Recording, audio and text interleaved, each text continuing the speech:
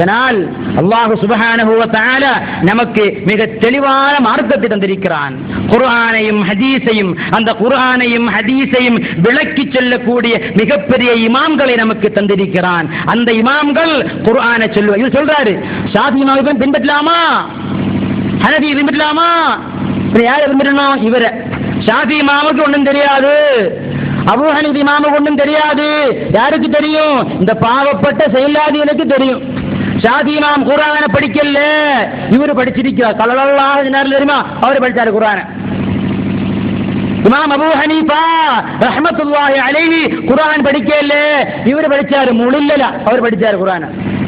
இமாம் அஹ்மத் பின் ஹம்பல் 10 லட்சம் ஹதீஸை மனப்பாடமிட்ட இமாம் அஹ்மத் பின் ஹம்பல் அவர்களுக்கு குர்ஆன் தெரியாது, இவருக்கு தெரியும். ஆமந்து பில்லாஹி வ குதுபிஹி, மலாயிகத்தில் அவருக்கு தெரியும். சுப்ஹானல்லாஹ். பாருங்கள், இஸ்லாமை இந்த அளவுக்கு கேவலப்படுத்த வேண்டுமா? இஸ்லாமிய சட்டதிட்டங்களை இந்த அளவுக்கு மோசமாக நீங்கள் சொல்ல வேண்டுமா? ஏன் இப்படி சொல்கிறீர்கள்?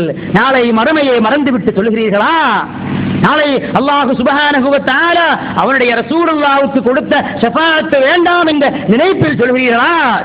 நாளை ஹவுதுல் கௌசரில் ஸல்லல்லாஹு அலைஹி வஸல்லம் அவர்கள் தன்னை பின்பற்றிய முஃமின்களுக்கு தண்ணீரை கொடுத்துக் கொண்டிருப்பார்கள்.